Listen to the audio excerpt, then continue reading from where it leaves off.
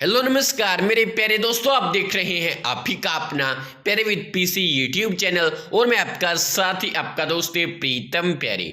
दोस्तों, परिवार पहचान पत्र यानी फैमिली आईडी को लेकर बड़ी अपडेट नई जानकारी आई है जो पेंशनों से संबंधित है, जैसे बुढ़ापा और विधवा पेंशन। तो चलिए दोस्तों, वीडियो को शुरू करते हैं और ये जो नई जानकारी आई है, नई अपडेट आई है, उसके बारे में देते हैं आपको संपूर्ण जानकारी। तो दोस्तों, आपको तो पता ही है कि अब फिलहाल जो बुढ़ापा और विधवा पेंशन बन रही है वो ऑटोमेटिक फैमिली आईडी के माध्यम से बन रही है और इसी को लेकर बड़ी अपडेट आई है। तो चलिए आपको दिखा देते हैं। तो दोस्तों, यहाँ पर आप देख सकते हैं विधवा व बुढ़ापा पेंशन के लिए एडवाइजरी जारी।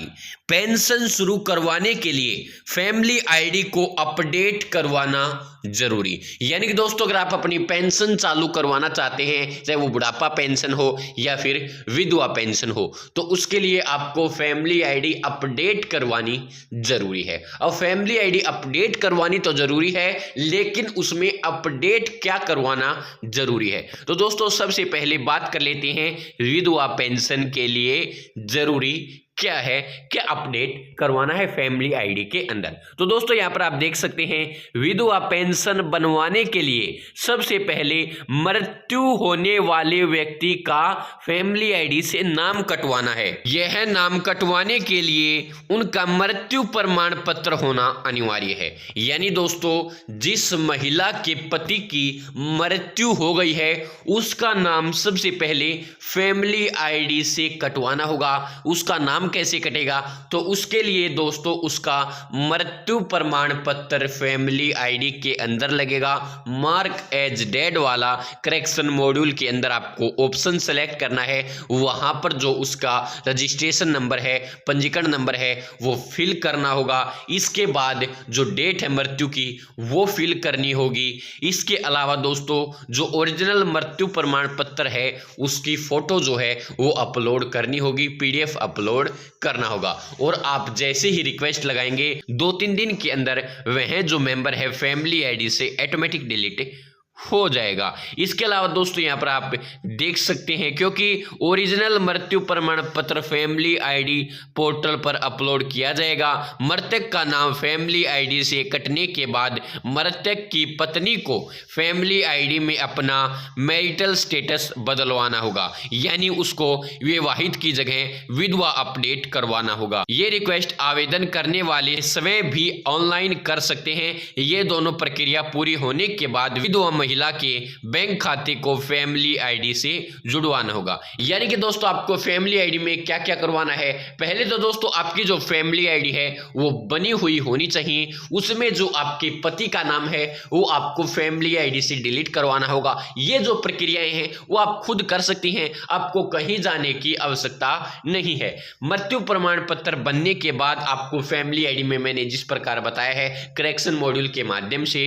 उस तरीके से अपलोड करना है। मार्क एज डेड की रिक्वेस्ट लगानी है और उनका नाम आपको फैमिली आईडी से डिलीट कर देना है। डिलीट करने के बाद इसके अलावा आपको क्या करना है? आपको अपना जो मैरिटल स्टेटस है उसमें पहले मैरिड होगा, अब आपको वहां पर विडो कर देना है, विधवा कर देना है। उसकी भी आप करेक्शन मॉड्यूल से रिक्वेस्ट डाल सकते हैं। इसके अलावा अब आपको क्या करना है? आपको अपनी फैमिली आईडी में अपना बैंक अकाउंट और ऐड कर लेना है, यानी बैंक खाता ऐड कर लेना है। बस यही प्रक्रियाएं आपको करनी है, बाद में आपको कुछ करने की आवश्यकता नहीं है। बस आप यह जो सभी प्रोसेस हैं वो एक बार चेक कर लें। और इसके अलावा जो आपकी इनकम है वो 3 लाख या उससे कम होनी चाहिए, तभी आपकी जो पेंशन है वो बनाई जा सकती है। अब बात कर लेते हैं बुढ़ापा पेंशन की। तो दोस्तों, यहाँ पर आप देख सकते हैं 60 वर्ष पूरे होने पर बुढ़ापा पेंशन बनवाने के लिए भी फैमिली आईडी में कुछ जानकारी अपडेट करवानी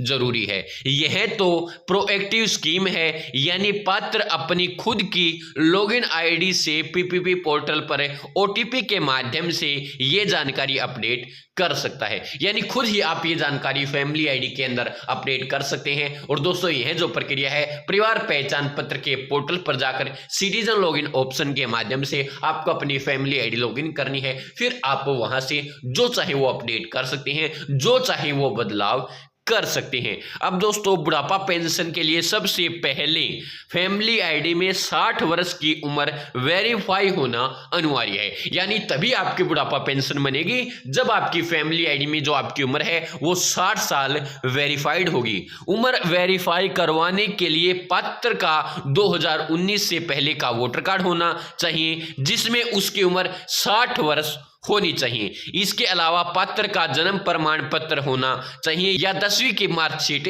होनी चाहिए। इसके अलावा अगर पात्र ने ज्यादा पढ़ाई नहीं की है तो उनका पहली या दूसरी कक्षा में स्कूल में नाम लिखवाने का सबूत होना चाहिए। यानी कि दोस्तों आपको बुढ़ापा पेंशन बनवाने के लिए जो आपकी उम्र है वो फैमिली आईडी में सबसे पहले 60 साल तक या उससे अधिक वेरीफाई करवानी होगी, तभी आपकी पेंशन बन सकती है। ये तो आपको पता ही है। अब डॉक्यूमेंट क्या क्या लगेंगे दोस्तों, कुछ दिन पहले तक तो फैमिली आईडी में 2017 तक का वोटर कार्ड मान्य होता था, लेकिन अब दोस्तों 2019 तक का जो वोटर कार्ड है वो मान्य हो जाएगा। यानी 2019 या उससे पहले का जो वोटर कार्ड है वो आप अपनी फैमिली आईडी में लगा सकते हैं, और अगर आपके पास ये वोटर कार्ड है तो आपकी जो बुढ़ापा पेंशन है वो बन जाएगी। इसके अलावा दोस्तों आपका अगर जन्म प्रमाण पत्र आपके पास है तो भी मान्य होगा, आपकी पेंशन बन जाएगी। इसके अलावा दोस्तों अगर आपके पास 10वीं की मार्कशीट है